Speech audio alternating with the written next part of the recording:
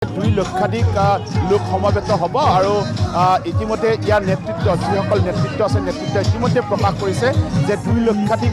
লোক ইয়াত সমবেত হ'ব আৰু যেহেতু বৰপেটা লোকসভা সমষ্টিৰ অন্তৰ্গত এই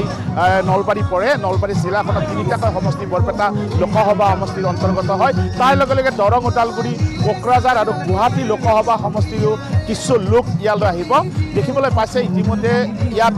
লোকসকল আহিবলৈ আৰম্ভ কৰিছে মহিলাসকলক দেখিছে এইসকল বিজেপিৰ বিভিন্ন সেলৰ এওঁলোকে সদস্য হয় আৰু তেওঁলোকে আজি ৰাতিপুৱাৰ পৰা ইয়াত আচলতে তেওঁলোকৰ নিজৰ যি দায়িত্ব সেই দায়িত্ব তেওঁলোকে পালন কৰি আছে দেখিবলৈ পাইছে ইতিমধ্যে যিসকল লোকে বিশেষকৈ ভাৰতবৰ্ষৰ প্ৰধানমন্ত্ৰী যিহেতু প্ৰথমবাৰৰ বাবে নলবাৰীলৈ আহিব গতিকে এবাৰ ওচৰৰ পৰা চোৱাৰ বাবে আৰু তেওঁৰ ভাষণৰ শুনাৰ বাবে আচলতে নিৰ্বাচনী সভা আৰু নিৰ্বাচনী সভাৰ ভাষণ শুনাৰ বাবে তেওঁলোকে এনেধৰণে সমবেত হৈছে ইতিমধ্যে নলবাৰী চহৰৰ বাটপথ হওক বা 31 নম্বৰ ৰাষ্ট্ৰীয় যি ঘাইপথ আছে সেই ঘাইপথেই হওক সকলোতে এতিয়া লোকৰ ভিৰ পৰিলক্ষিত হৈছে আৰু সকলোলৈকে আহিছে আৰু হাতত তেওঁলোকে মে হো মোদী কা পৰিবাৰ যি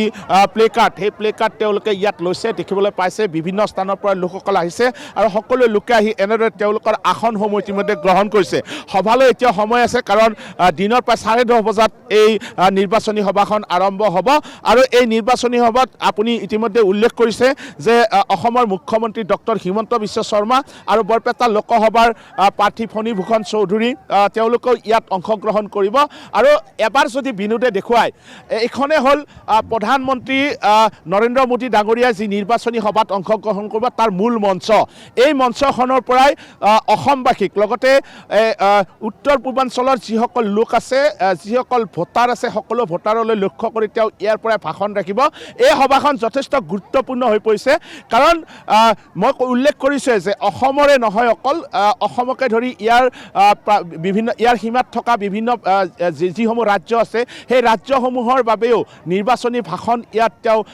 ৰাখিব ইয়াত উল্লেখ কৰিব গতিকে এই সভাখন যথেষ্ট গুৰুত্বপূৰ্ণ এখন নিৰ্বাচনী সভাৰ ৰূপে বিবেচিত হৈছে আৰু মই উল্লেখ কৰিছোঁ যে ইতিমধ্যে ইয়াৰ যিসকল উদ্যোক্তা আছে বিশেষকৈ নলবাৰীৰ বিধায়ক আৰু ইয়াৰ পৰা মন্ত্ৰিত্ব লাভ কৰা ইতিমধ্যে জয়ন্ত মল্ল বৰুৱাই পূৰ্বেও আমাৰ আগত উল্লেখ কৰিছে যে 2 লক্ষাধিক লোকৰ ইয়াত সমবেত হ'ব আৰু বিভিন্ন স্থানৰ পৰা লোকসকল আহিব বিভিন্ন পৰ্যায়ৰ লোকসকল আহিব আৰু সকলোলৈকে আহি কৃষকৰ পৰা আৰম্ভ কৰি আচলতে যিহেতু বিভিন্ন ধৰণৰ ইয়াত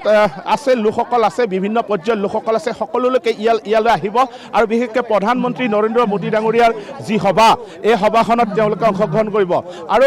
বৰষুণে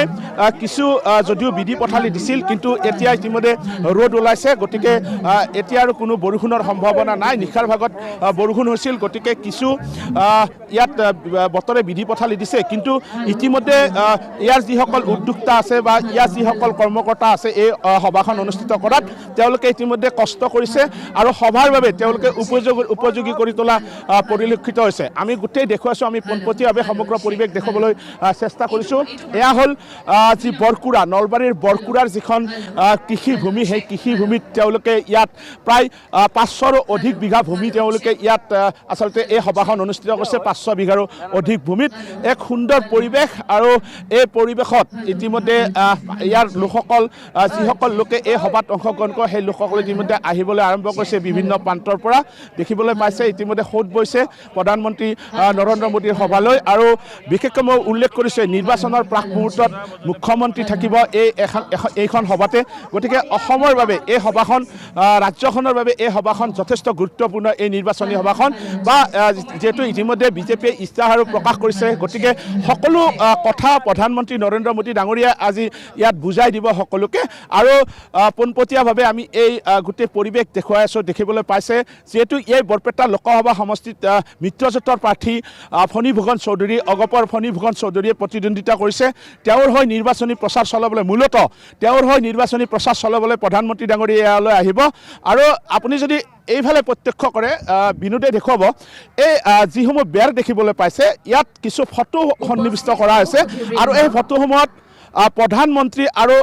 মুখ্যমন্ত্ৰী ডক্টৰ হিমন্ত বিশ্ব শৰ্মাৰ যিসমূহ বিশেষ মুহূৰ্ত আছে সেই বিশেষ মুহূৰ্তসমূহ তেওঁলোকে ধৰি ৰাখিবলৈ চেষ্টা বা ইয়াত দেখুৱাবলৈ চেষ্টা কৰিছে এক প্ৰকাৰ ফটো প্ৰদৰ্শনী বুলি ক'লে ভুল কৰা নহ'ব কিছুমান বিশেষ মুহূৰ্তৰ ফটোসমূহ ইয়াত সন্নিৱিষ্ট কৰা হৈছে যাতে ইয়ালৈ যিসকল লোক আহে সেই লোকসকলে যাতে ইয়াৰ পৰা কিছু তেওঁলোকে শিকিব পাৰে বা তেওঁলোকে কিছু শিক্ষা ল'ব পাৰে আৰু